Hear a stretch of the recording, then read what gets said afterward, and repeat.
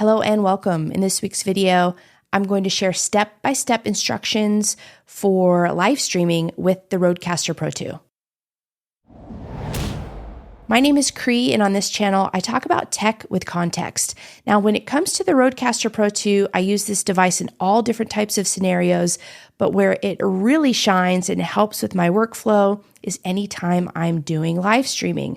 So before we dive into the step-by-step setup, let's go over when I decide to use this device, the considerations that I make before choosing to use the Rodecaster Pro 2, and all of the other details that go into the decision-making process. So when do I use this device? I often turn to the Rodecaster Pro 2 anytime I'm going to live stream an event, a podcast, or an interview.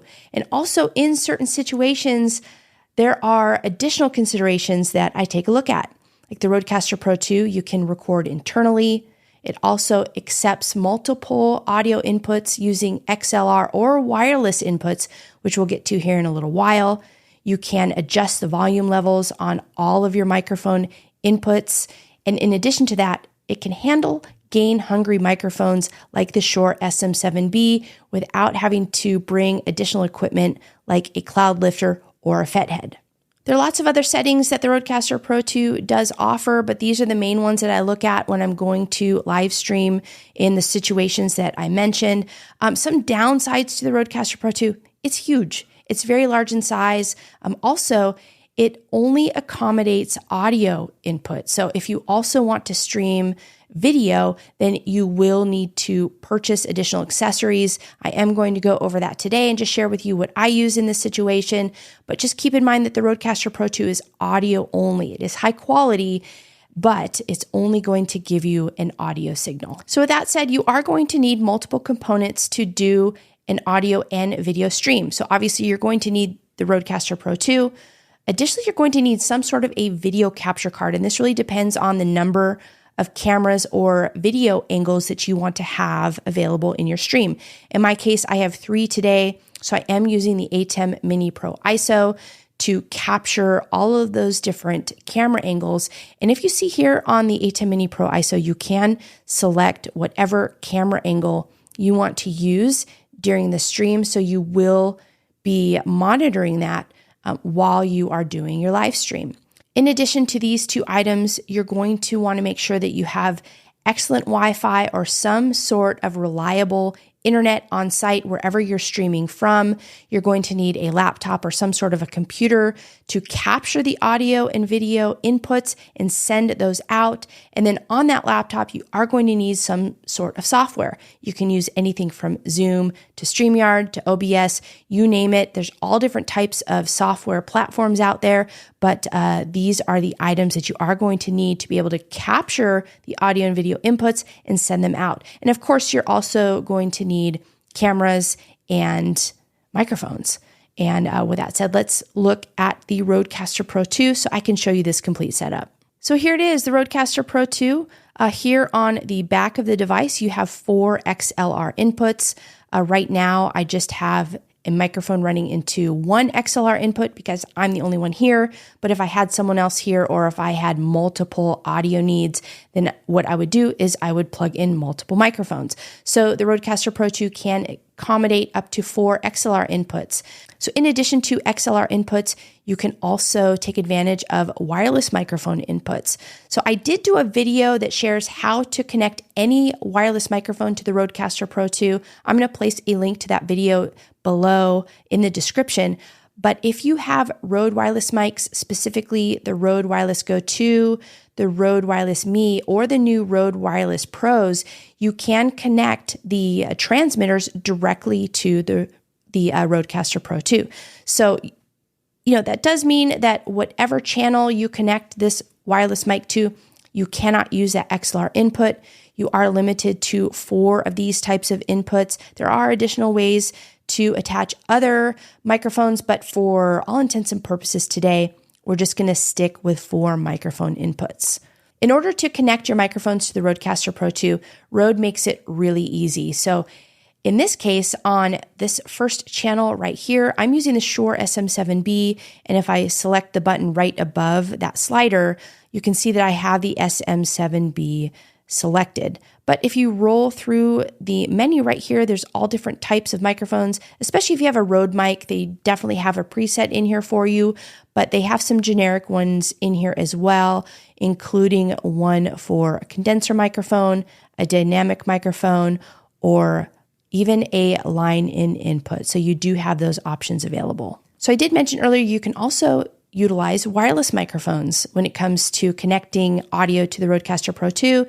And in this case, same thing. You want to select the button above whatever channel you're using. And in this case, I'm going to use the wireless Go 2. All you do is you turn your transmitter on, and then you just select the button one more time, and this is going to automatically detect this microphone and collect that signal right here on the Rodecaster Pro 2. And then what I would do is just to turn the volume up on that microphone, and let's hear the difference right now. I'm going to turn the SM7B down. And this is what the Rode Wireless Go 2 sounds like. Now you can see, based on the audio levels that I have set here on the Rodecaster Pro 2, I have the wireless mic turned on, and essentially I have the volume completely down on the Shure SM7B so that I can control all of these different inputs right here in front of me. Now, the important thing to understand about the Rodecaster Pro 2, again, this is audio only. So now you are collecting multiple audio inputs, and you are controlling all of the volume levels. So you are going to be monitoring those volume levels during the stream. And then you're sending everything out over one signal. So I'm going to go into that in a little more detail here in a little while once we incorporate the laptop. But it's important to understand that this is audio only, and that's how you connect all of your microphones, your audio inputs, and how you control volume levels and monitor that during your stream. Now, in most streaming situations, you aren't just going to stream audio, you're also going to stream video. And in this case, I am utilizing this video switcher. It's the ATEM Mini Pro ISO. What this does is something similar to what the Rodecaster Pro 2 does. So right here, I am collecting 3 different video inputs. And in this case, those video inputs are being sent through an HDMI cable that's attached to my camera, and that is running directly to the ATEM Mini Pro ISO. Now, in this particular switcher, what I can do is I can select the different camera angles depending on the camera angle that I want to display during the stream. Now, just like the audio, you will want to be monitoring whatever those camera angles are so that you make sure that you are sending out the camera angle that you want to. You're going to be doing this live in real time. So this is a little stressful, but just keeping that in mind. And then just like the Rodecaster Pro 2, with the video capture, whatever you're using there, if you are collecting multiple camera angles, multiple video signals, the ATEM Mini Pro ISO is going to be sending out one signal, and that's what will be sent out. That's what whoever's watching your live stream, that's what they're going to see on their end. All right, now that you have your audio and video signals, the next thing you want to do is send those signals to your laptop, and that's where you're actually going to send your stream out to your audience. So in order to do that, you will need to utilize USB for the Rodecaster Pro 2 and then also the ATEM Mini Pro ISO. They both have a USB-C out. And then the other end of that cable is really going to depend on whatever type of computer you have. In this case, I do have a MacBook Pro that has 2 USB-C inputs. So I'm going to want to use a cable that's USB-C to USB-C. Some of you may have USB-A on your computer or your laptop. So make sure that you have a USB-C cable, and then on the other end, you have a USB-A. These should be able to accommodate high data streams so that you're getting those signals in real time. And in this case, I'm just using the cable that came with the Rodecaster Pro 2. So in order to connect that, it's as simple as plugging in your USB-C cable to the back of the Rodecaster, also to the back of the ATEM Mini Pro ISO, and then you'll just want to connect them to your laptop using whatever USB connections you have. Once you have everything connected to your computer or your laptop, again, make sure that you are connected to a reliable internet connection, whether it's Wi-Fi or if you are connecting directly to an internet source. And then last step is to open up whatever software you're using. In this case, we are going to use Zoom. Now, remember, you're sending two separate signals. So in order to capture and stream those signals, you'll update your microphone settings to go to the Rodecaster Pro 2. You want to select this main channel so that you are collecting all the audio that you're sending from this device. And then over here on the camera, you want to set this to, in this case, Black Magic. Now, one important item, and you'll want to test this before you go on site and do an actual live stream, because you are using separate audio and video devices to collect those signals and send them separately to whatever software you're using.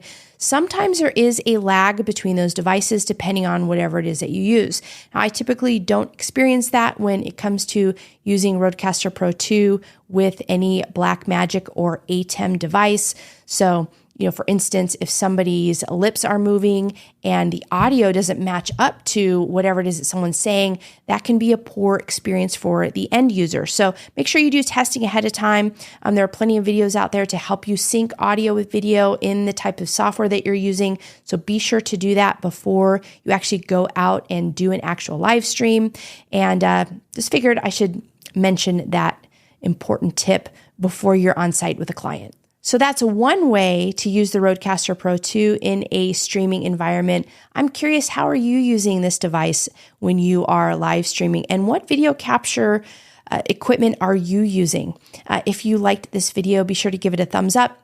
And I put out weekly videos like these, so if you're interested in tuning in, hit that subscribe button. Thanks as always for tuning in, and I'll see you again next week.